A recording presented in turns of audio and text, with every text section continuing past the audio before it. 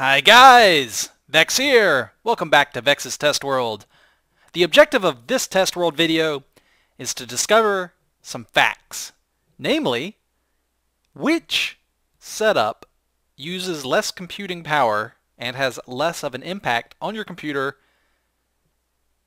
spawners or clocks. First though, we have to do a control test, and that is going to be done using these video settings. Render distance 3, pretty much everything turned down. And sitting here, now keep in mind my when I record, it's always locked to 30 FPS. YouTube videos are stuck at 29.9 something frame rate, so I never bother recording beyond 30 FPS because YouTube will not show you that.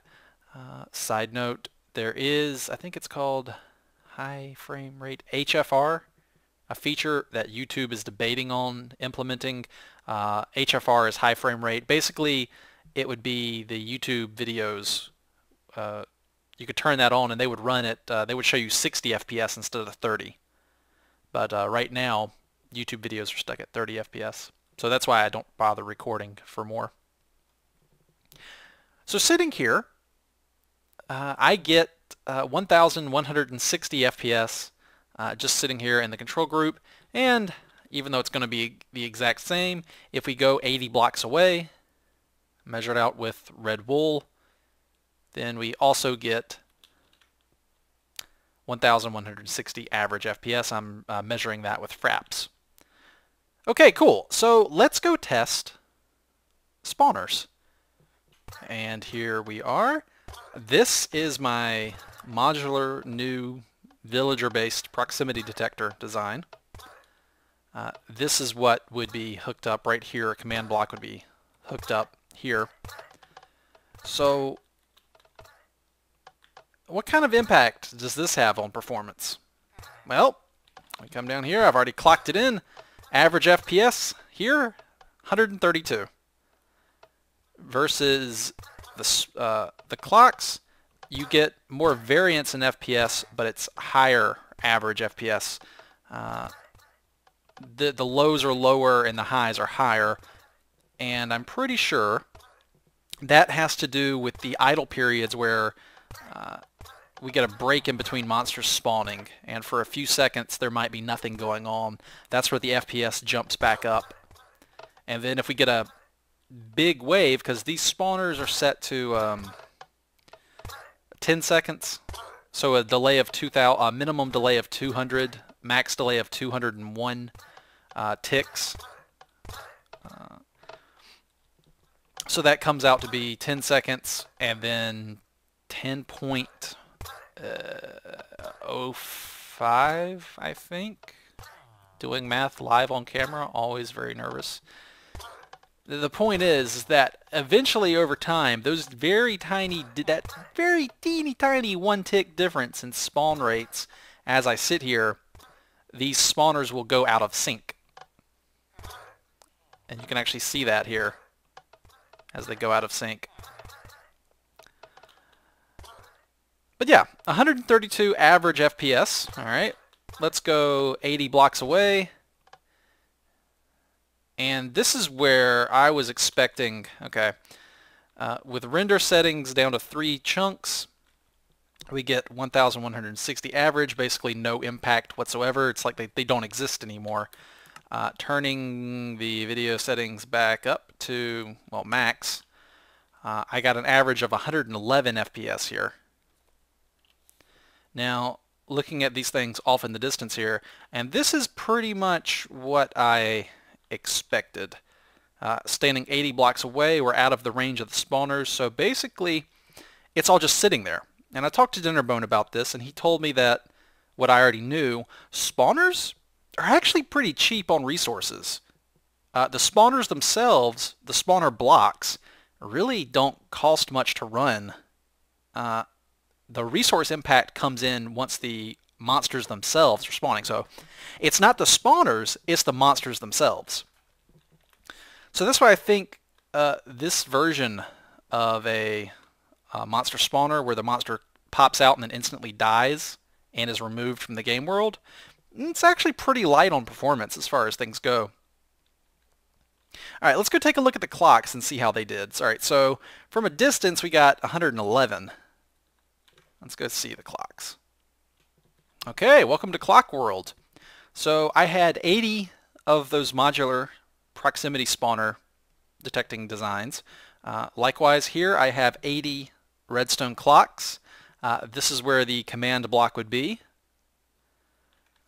And it would actually, I'm actually being a little generous, I think. I'm actually being a little generous to the clocks here, because this would actually have to be a command block here, and then there would have to be another redstone output for the test 4 command block. This would be a test 4 command block here, and then after it more output here. So there would actually be even more stuff to the system, whereas the spawner design, it is my proximity detector and redstone emitter all in one. The test 4 command block needs a clock to go with it, and then also the outputting redstone mechanisms. So I think I'm being pretty generous to the clocks here. I'm letting them have a freebie of not attaching the test 4 command block up to it. So average FPS here was 103. So it's lower, it's worse FPS than the spawners. So the spawners gave better performance, but I will give the redstone clocks one thing here. The FPS had lower variance. It was steadier. The lows and the highs here were closer together than the spawners were. And that's because there's really not much change going on here. The monster spawner spawns waves of monsters, and when the monster exists, that's when your performance dips a bit. Whereas this, your performance loss, I believe, is coming from block updates. Lots of block updates. But it's happening all the time, and there's no real crest. There's no real crest to the activity. There's no real valley to the activity. There's, from second to second, there's just as much block updating as any other second, so it's not going to jump around a lot.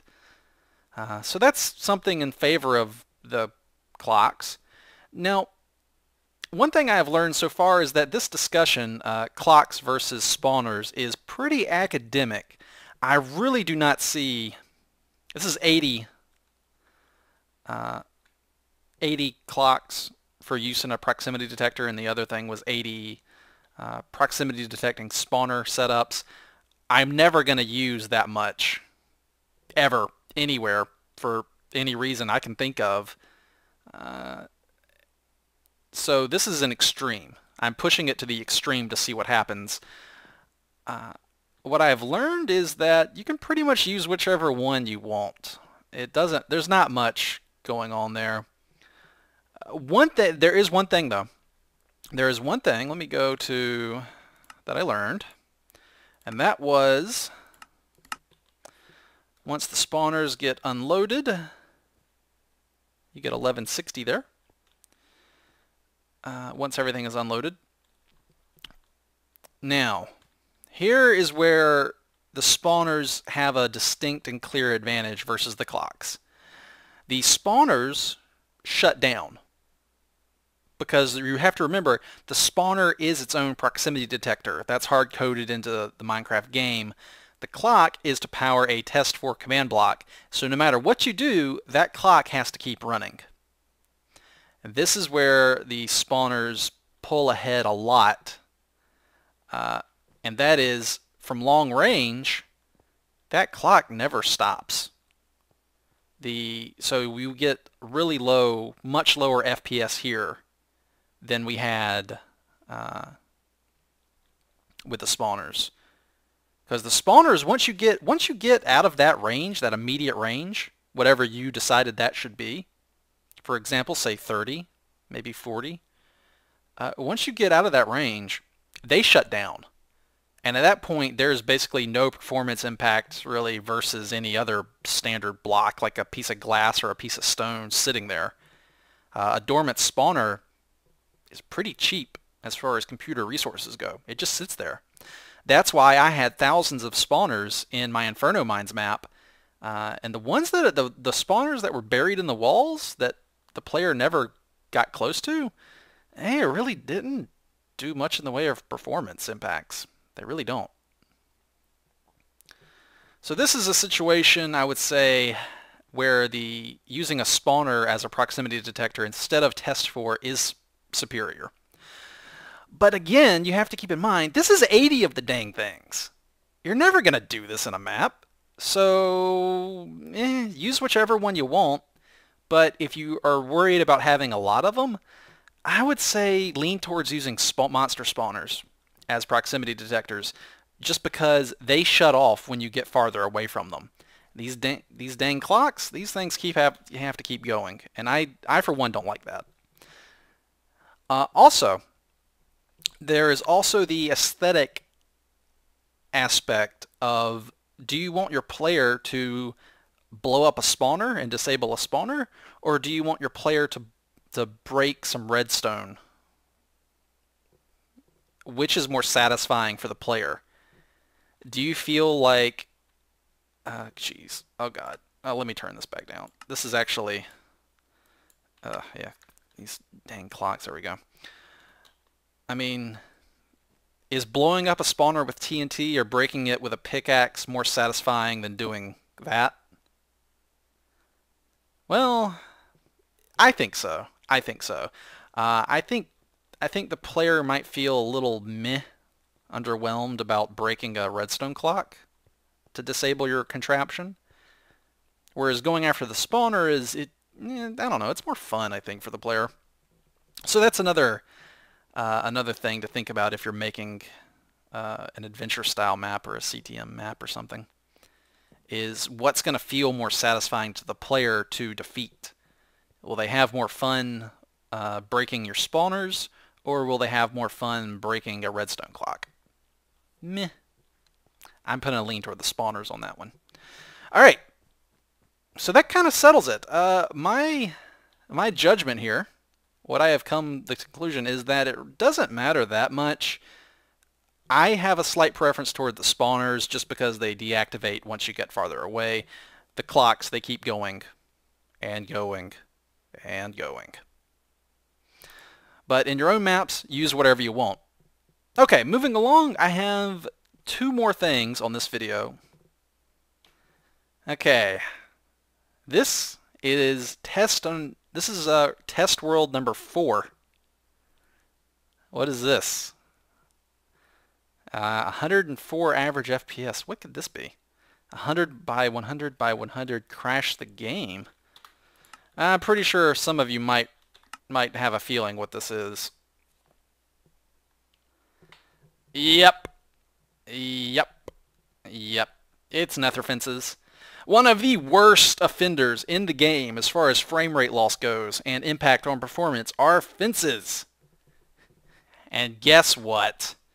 The stupid clocks from far away, they actually were worse offenders than a giant chunk of Nether Fences. This is a 100 by 100 by 10. So this is you're looking at 10,000 Nether Fences all in a big clump. So yeah, pretty. I can actually kind of feel the frame rate hitching here and there. Yeah, Nether Fences, huge impact on performance. Blah. But I threw that in just for fun. Okay. And before I sign off, I have one last thing. Something really cool. Something I was actually hoping would be the dark horse and win this contest. Can you guys guess what it is? I bet a lot of you possibly may have not even realized these are in the game yet.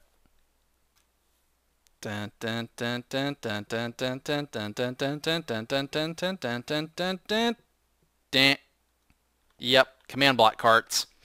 Well, I really was hoping this would work. I was really hoping this would work because I figured the frame rate impact would probably be pretty low for these.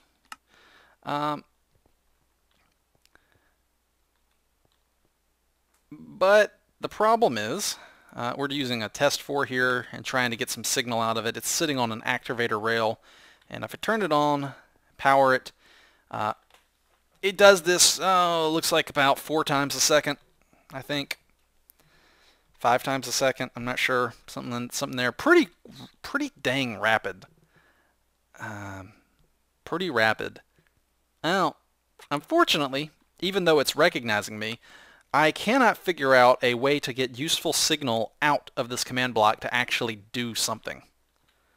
So you can have the command block set to run a command and then run it over an activator rail and have it do something whenever it does, which would be pretty useful since its location is, it has a moving location. If you run a command with the little, relative, wait, I can't do that while it's doing commands, can I?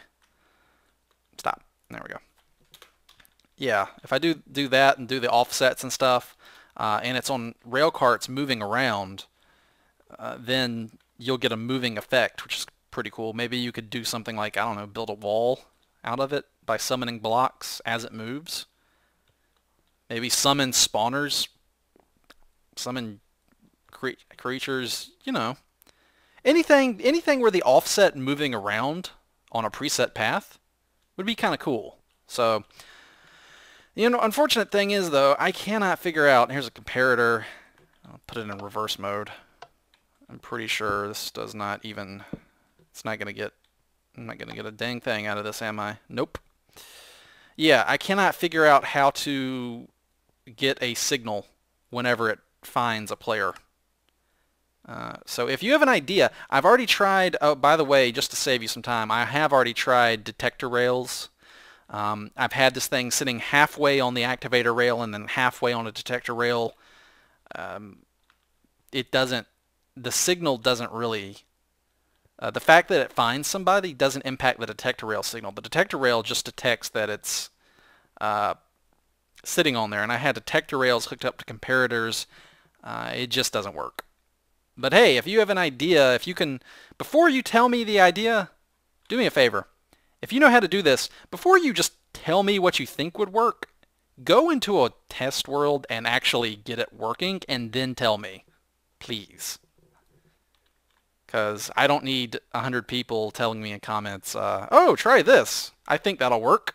Try it. And I'm like, no, just get it working first, then tell people.